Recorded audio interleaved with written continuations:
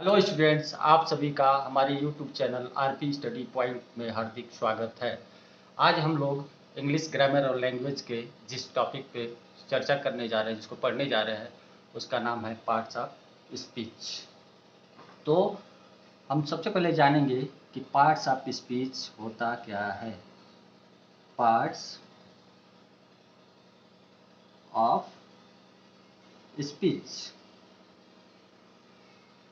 Parts का अर्थ होता है भाग या हिस्सा, और स्पीच, स्पीच का अर्थ होता है कथन, इसको स्टेटमेंट भी कहते हैं।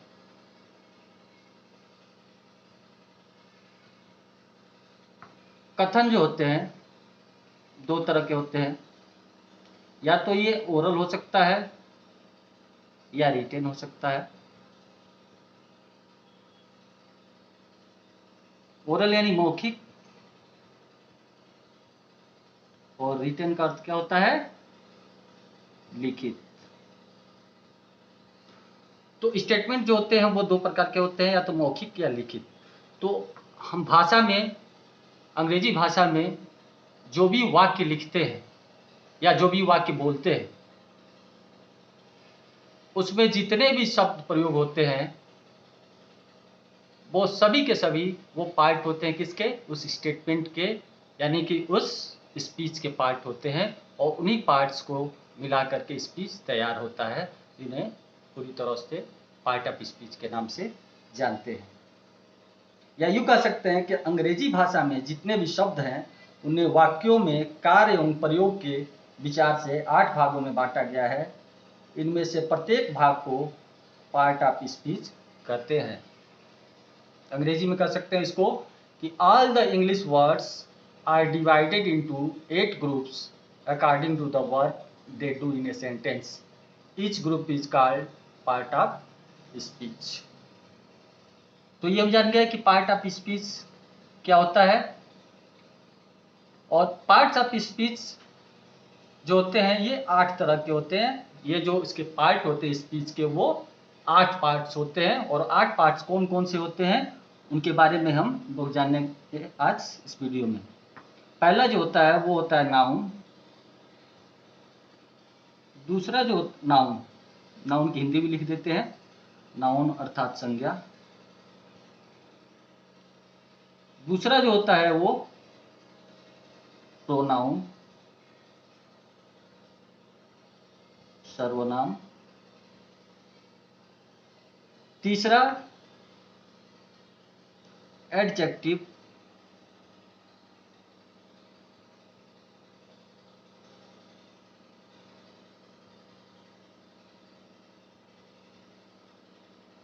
अर्थात विशेषण।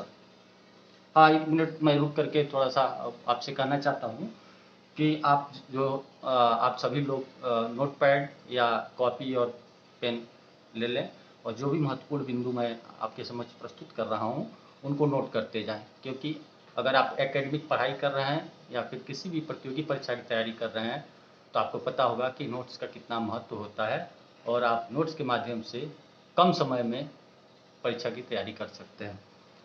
आते हैं फिर से अपने मुख्य टॉपिक की ओर।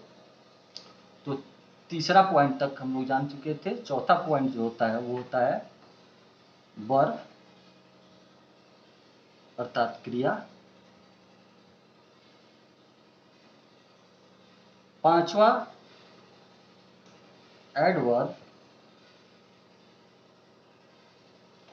जिसको कहते हैं क्रिया विशेषण।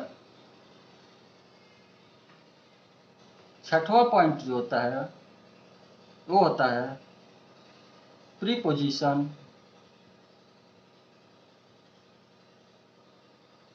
अर्थात संबंध बोधक अव्यय। इसी तरह सातवां होता है कंजंक्शन,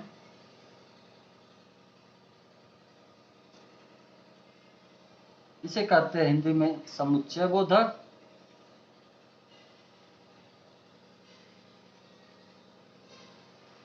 और आठवां और अंतिम जो पार्ट होता है उसे कहते हैं इंटरजेक्शन,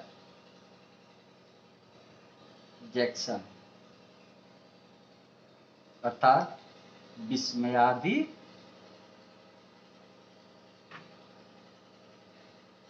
बोधक अव्यय। क्लियर है यहां तक? तो इस तरह से हम जान लिए कि स्पीच के जो 8 पार्ट्स होते हैं वो कौन कौन होते हैं। इससे पहले कि हम और आगे बढ़ें, मैं आप लोगों को एक उदाहरण के माध्यम से इसका पूरा कॉन्सेप्ट समझाना चाहता हूं कि पार्ट्स ऑफ स्पीच क्या महत्व क्या होता है, पार्ट्स का स्पीच में। उदाहरण ले लें एक मोटरसाइकिल का। कोई भी मोटरसाइकिल जो हमारे पास है, उस पर हम चढ़ते हैं या फिर कहीं भी किसी को देखते हैं, तो वो मोटरसाइकिल जो होती है वो कम्प्लीटली उसको मोटरसाइकिल के नाम से जानते हैं। लेकिन मोटरसाइकिल जो होती है कई कलपुर्जों से मिलकर, कई पार्ट से मिलकर के बनी होती है। जैसे हेडलाइट होता है, उसमें सीट होती है, चेन होती है, इंजन होता है, उसमें जो है गियर होता है, इसके अलावा ब्रेक होता है, क्लच होता है, कई सारे उसमें पार्ट्स होते हैं और सारे पार्ट्स को मिला करके मोटरसाइकिल का निर्माण होता है। अगर किसी पार्ट की कमी रह भी जाए, कुछ ऐसे पार्ट्स होते हैं जिनकी कमी रह भी जाती है, तो उस पार्ट्स के बिना मोटरसाइकिल चलती है। लेकिन कुछ ऐसे वाइटल पार्ट्स हैं जिनके बिना मोटरसाइकिल चलाना जो है अत्यंत मुश्किल, क्या बिल्कुल असंभव हो जाएगा। जैसे कि सबसे वाइटल जो पार्ट होता है मोटरसाइकिल का क्या होता है, इंजन और फ्यूल। अगर इंजन और फ्यूल नहीं हो उसमें तो मोटरसाइकिल नहीं चलेगी। ऐसे ही बातें अपने मुख्य टॉपिक पे। सबसे जो पहला बिंदु था वो मैंने जो नोट कराया था आप लोगों को, वो था पहला नाउन अर्थात संज्ञा। तो संज्ञा के बारे में सबसे पहले हम लोग विस्तार रूप से पढ़ेंगे। संज्ञा, नाउन।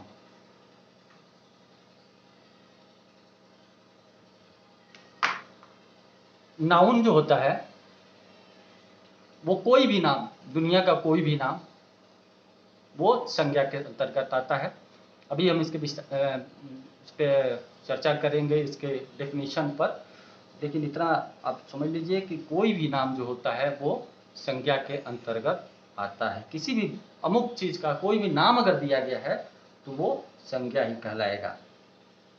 तो संज्ञा की परिभाषा पे हम चलते हैं और संज्ञा का क्या महत्व है ये जानने का प्रयास करते हैं, जो मैंने अभी उदाहरण बताया है उसे जोड़ते हुए।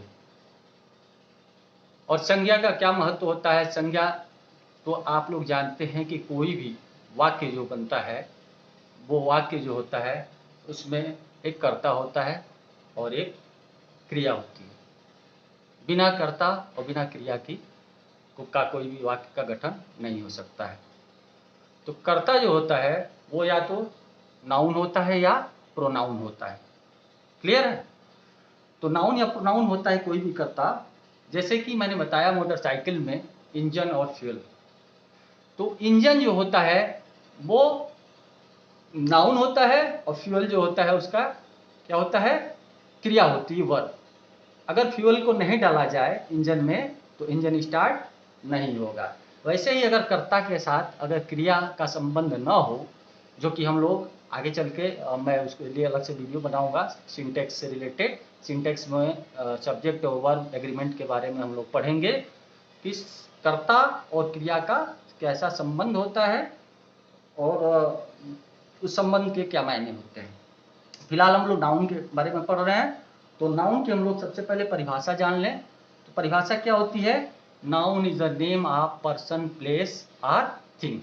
ये सामान्य परिभाषा है जो कि हम लोग जो है किसी न किसी पुस्तक में सामान्यतः पढ़ते हैं, ये पढ़ने को मिलती है। लेकिन इसका थोड़ा सा विस्तारित एक परिभाषा भी होती है जिसको अगर आप ध्यान दें तो पूरा का पूरा नाउन जो है उसमें आपको बड़े आसानी से जो है समझ में आ जाएगा। ये जो परिभाषा है जो अभी तक हम लोग जानते हैं वो है noun is the name of person, place और थिंग। यानी संज्ञा किसी व्यक्ति वस्तु अथवा स्थान के नाम को कहते हैं। ठीक है, लेकिन जो मैं दूसरी परिभाषा जिस पर मैं आपके समक्ष चर्चा करना चाहता हूँ वो परिभाषा ये है कि noun is the name of person, place, animal, thing, feeling और आइडिया। अर्थात संज्ञा किसी वस्तु, व्यक्ति, स्थान, जानवर या किसी विचार के नाम को कहते हैं। क्लियर? चलिए आगे बढ़ते हैं। तो परिभाषा हो गया, इसका संज्ञा का परिभाषा हो गया। अब संज्ञा की परिभाषा एक बार हम लिख भी देते हैं, जिसको आप लोग नोट कर लीजिए कि noun is the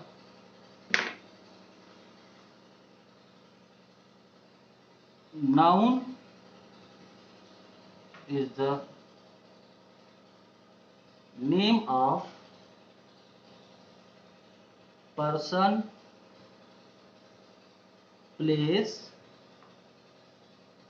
animal, thing, feeling और आइडिया। अब इसमें कुछ महत्वपूर्ण बातों को अंडरलाइन कर लें। पर्सन के नीचे आप अंडरलाइन कर लीजिए, प्लेस के नीचे कर लीजिए, एनिमल के नीचे कर लीजिए, थिंग के नीचे कर लीजिए, फीलिंग और आइडिया के नीचे। अब इसका हम विश्लेषण करके जानने का प्रयास करेंगे, जिससे कि आपको पूरा का पूरा नाउन जो है अच्छी तरह से समझ में आ जाएगा। तो पर्सन, अब पर्सन देखते हैं तो पर्सन में क्या क्या क्या आता है? व्यक्ति, यानी कि कोई भी स्त्री या पुरुष, कोई भी लड़का या लड़की, तो ये पर्सन। जैसे राम, मोहन, सीता, गीता, अफजल, करीम, जॉनी, कोई भी नाम लीजिए, दुनिया का कोई किसी भी धर्म से जुड़ा हुआ, किसी भी जाति से जुड़ा हुआ कोई भी नाम हो, तो कोई किसी भी व्यक्ति का नाम हो, वो व्यक्ति जो है पर्सन के अंतर्गत आ जाएगा। प्लेस, स्थान आप किसी भी स्थान का नाम ले सकते हैं, किसी शहर का नाम ले लें, किसी भी देश का नाम ले लें। जैसे कि कोई शहर का नाम है, जैसे है पटना, दिल्ली, आगरा, गोरखपुर, जौनपुर, बलिया। विदेश में किसी स्थान का नाम ले लीजिए, Australia, America, Germany, Japan, Mauritius, Italy, France, etcetera etcetera. तो ये प्लेस के नाम हो गए, ये भी क्या है? संज्ञा है। एनिमल में बहुत सारे एनिमल हैं, कोई भी किसी भी एनिमल का आप नाम ले सकते हैं। जैसे कि आप कह सकते हैं cat, rat, dog, fox, giraffe, elephant, lion. तो ये और भी जितने भी आप जानवरों के नाम जानते हैं, सभी के सभी जानवर, यानी अगर कोई भी नाम है उसका वो संज्ञा है। इसके अलावा चीजें जिनके समक्ष हम लोग पूरा जीवन निर्वाह करते हैं, बिना चीजों के हमारा काम नहीं चल सकता है, वो सभी की सभी वस्तुएं जो है वो इसके अंतर्गत आती है। किसके अंतर्गत? संज्ञा के अंतर्गत। जैसे कि है चौक है, डस्टर है, या फिर खाने पीने की वस्तुओं को ले लीजिए आप, आटा, दाल, चावल, रोटी, घी, नमक, तेल, पानी, दूध। इसके अलावा जो घरेलू और भी पढ़ने की स्टेशनरी की चीजें हैं, पेन है, पेंसिल है, रबर है, डस्टर है, चौक है, और भी सारे उपकरण है, जैसे TV, fridge, cooler, AC, washing machine. ये सब भी जो है चीजें जो हैं, ये वस्तुएं, ये भी संज्ञा के अंतर्गत आती हैं। फीलिंग और आइडिया, तो फीलिंग और आइडिया संज्ञा का वो भाग है जिसको हम ये कह सकते हैं कि वो संज्ञा का वो भाग जिसमें जो है हम किसी चीज को देख नहीं सकते हैं, न तो छू सकते हैं, लेकिन हम उसे क्या कर सकते हैं? महसूस कर सकते हैं।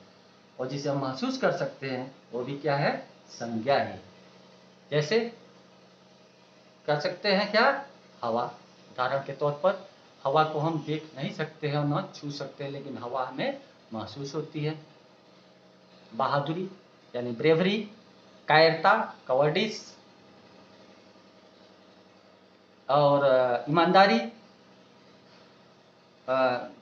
गरीबी, अमीरी, ऐसे बहुत सारे शब्द आएंगे जिनको आप जो है, कोमलता है, कृपणता, गरीबी, क्या बोलते हैं इसको, किसी के अंदर अगर बहादुरी के लक्षण है तो बहादुरी भी जो है वो भी संज्ञा के अंतर्गत आता है। और गर्मी, अगर गर्मी में हीट है तो भी है, कोल्डनेस वो भी संज्ञा के अंतर्गत आता है। तो ये ऐसे ये संज्ञा का ऐसा जो है भाग है जिसको जो है हम लोग केवल महसूस कर सकते हैं, देख और छू नहीं सकते हैं। अब जो है संज्ञा को थोड़ा सा मैं ऐसे बताना चाहूँगा आप लोगों को कि जो कि बड़े ही इजी तरीके से आपको जो और भी थोड़ा सा आसान हो जाए नाउन के बारे में समझना। तो अगर कहा जाए तो मैं इसको लिख करके आपको बताना चाहूँगा कि एवरीथिंग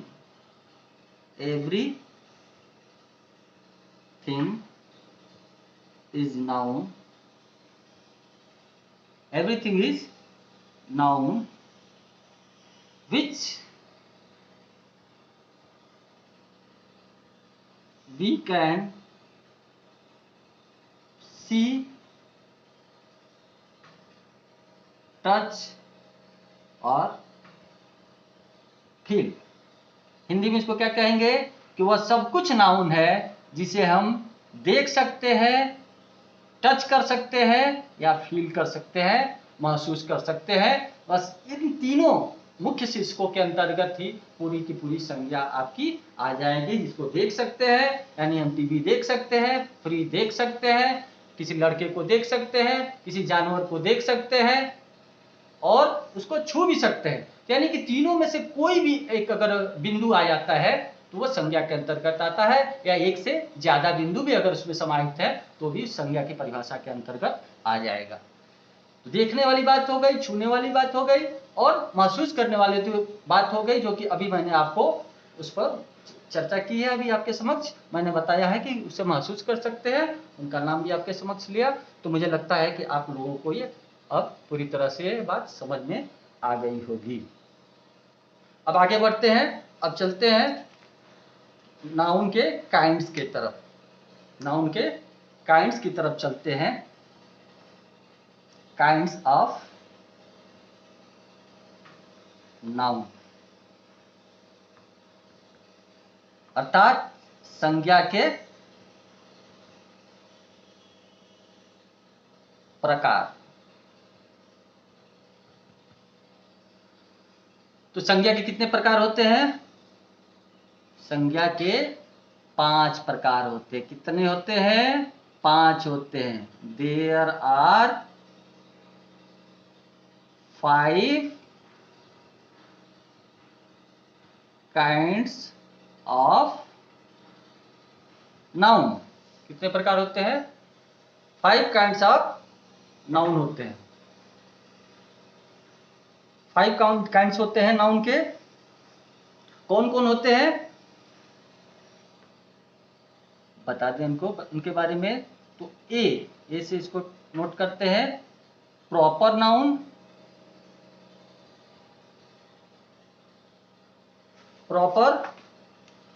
प्रॉपर नाउन,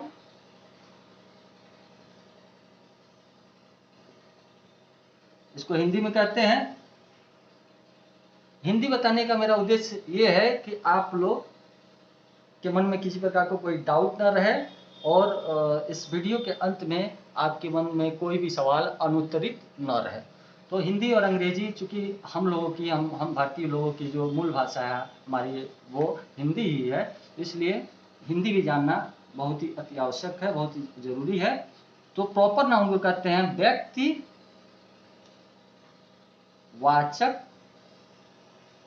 संज्ञा।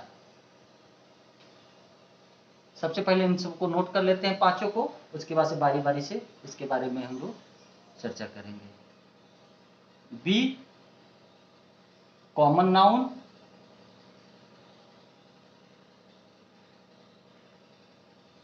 इसे बोलते हैं जातिवाचक संज्ञा। तीसरा जो होता है काइंड, वो होता है कलेक्टिव नाउन। कलेक्टिव नाउन अर्थात समूहवाचक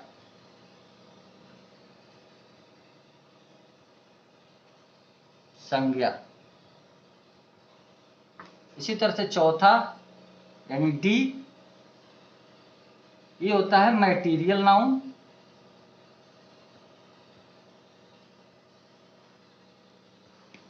इसे बोलते हैं द्रव्यवाचक संज्ञा। और पांचवा और अंतिम यानी ई, ये होता है एब्स्ट्रैक्ट नाउन।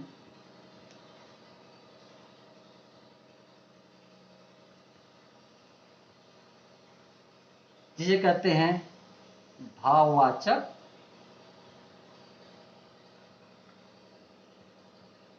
संज्ञा। तो आइए बारी बारी से इन सभी बिंदुओं पे चर्चा करते हैं। बारी बारी से चर्चा करते हैं। पहला क्या है? Proper noun. प्रॉपर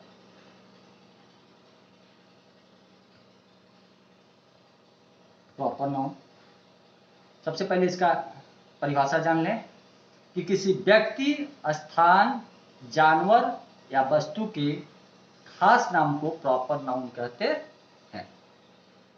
अंग्रेजी में इसकी क्या परिभाषा होगी? A proper noun, a proper noun is the name of a particular person, is the name of a particular person, animal, place, animal, place और थिंग। ठीक है? किसी व्यक्ति, स्थान, जानवर या वस्तु के खास नाम को प्रॉपर नाउन कहते हैं। प्रॉपर, प्रॉपर का अर्थ क्या होता है? ठीक, यानी सटीक। तो जिसका जो नाम हो, नाम होगा ही। अगर किसी का नाम है तो उसको राम ही कहेंगे। किसी का नाम जो है अगर मोहन है तो उसको मोहन ही कहेंगे। किसी का नाम अगर गीता है तो गीता ही कहेंगे। तो प्रॉपर जो है उसको प्रॉपर बोलेंगे, ठीक बोलेंगे, सटीक। जिसका भी जो भी नाम हो, अगर किसी ने अगर कैट पाला हुआ है, हमने बिल्ली पाली है, बिल्ली का नाम लूसी रखा है, तो उसको लूसी के नाम से अगर बुलाते हैं तो वो क्या कहलाएगा? वो प्रॉपर नाउन कहलाएगा। कोई शहर है, किसी शहर का नाम है, अगर दिल्ली शहर है उसको दिल्ली अगर कहते हैं तो वो प्रॉपर नाउन है। तो इसके अंतर्गत, प्रॉपर नाउन्स के अंतर्गत क्या क्या आ जाते हैं, ये सब भी जानना आवश्यक है, जिनको बिंदुओं के हिसाब से मैं आप लोगों को बताने का प्रयास करूंगा, जिसको संक्षेप में आप लोग उसको नोट कर सकते हैं। उसको नोट कीजिए। इसके अंतर्गत कौन कौन सा आता है? तो पर्सन आ जाता है, particular person, animal, place, thing. तो पर्सन में क्या क्या, जैसे उदाहरण के तौर पे पर्सन राम,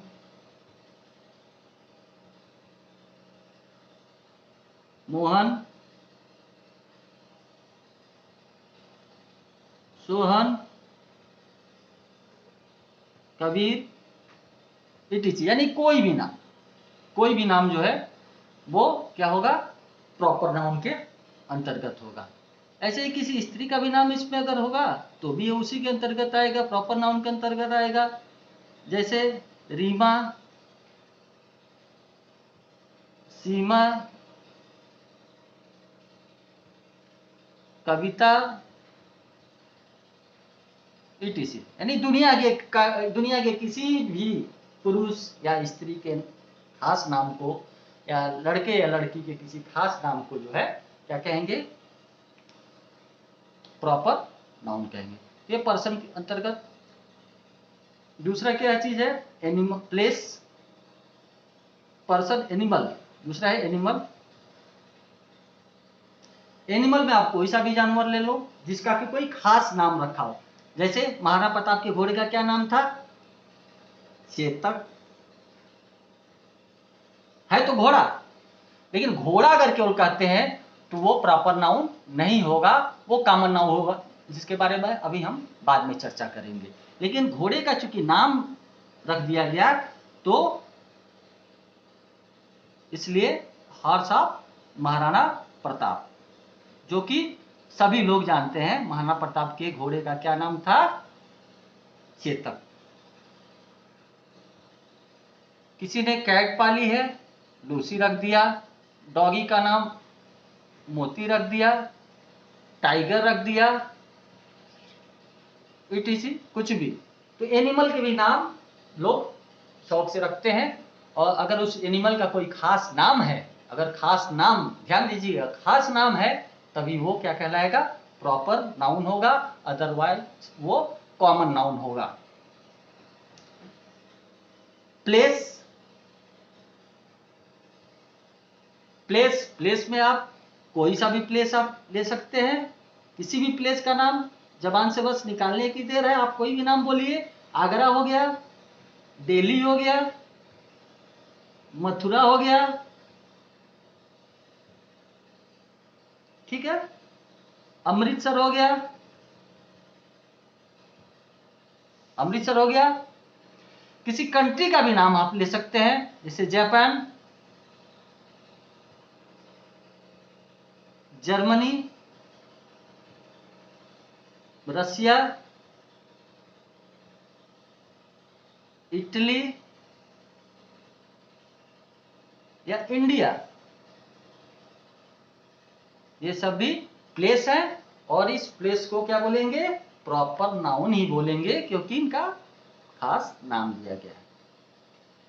इसके अलावा थिंग, तो थिंग में वैसे तो टीवी को टीवी ही बोलेंगे, लेकिन अगर टेलीविजन बोलते हैं तो टेलीविजन कॉमन नाउन के अंतर्गत आता है। लेकिन टेलीविजन अगर किसी खास ब्रांड का है, जैसे ओनिडा का है, सैमसंग का है, गोदरेज का है, फिलिप्स का है, अगर इन नामों के द्वारा संबोधित करते हैं, उसको बुलाते हैं, उसका नाम रखते हैं, उस कंपनी का अगर वो ब्रांड है, तो फिर वो किसके अंतर्गत आएगा, वो प्रॉपर नाउन के अंतर्गत आएगा। ठीक है, यानी अगर टीवी ओनिडा का हो गया, मोबाइल फोन है, सभी लोग मोबाइल फोन का इस्तेमाल करते हैं, लेकिन मोबाइल अगर केवल कहते हैं तो वो कॉमन हो जाता है। लेकिन मोबाइल फोन कंपनी के नाम के साथ जब इसको बुलाते हैं, पुकारते हैं इस काम को, तो क्या कहते हैं, उसको प्रॉपर नाउन कहते हैं। जैसे कहते हैं कि सैमसंग का फोन है, नोकिया का फोन है, एलजी का फोन है, रियलमी का फोन है, और आईफोन है, तमाम ऐसे नाम है। अगर किसी नाम, किसी खास ब्रांड नेम के साथ अगर इसको, अगर नाम से इसको अगर बोलते हैं, तो फिर क्या होता है, इसको हम कहते हैं प्रॉपर नाउन। ठीक है। इसके अलावा क्योंकि मेरी इच्छा ये है कि मैं आप लोगों को ऐसे बता दूंगी कि जीवन भर फिर संज्ञा के बारे में कोई कंफ्यूजन न रहे कि नाउन क्या होता है, कभी भी कोई भी कंफ्यूजन न रहे, हर एक डाउट्स क्लियर हो जाए। बुक्स के नेम भी जो होते हैं,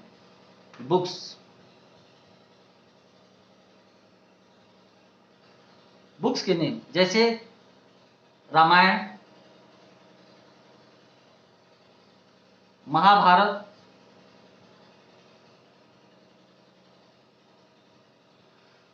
etc, ये भी क्या है, प्रॉपर नाउन है, क्योंकि इनका खास नाम दिया गया है। रामायण नाम दिया गया है, महाभारत नाम दिया गया है। कोई भी भाषा हो गई,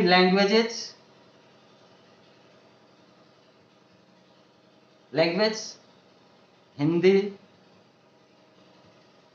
संस्कृत, उर्दू,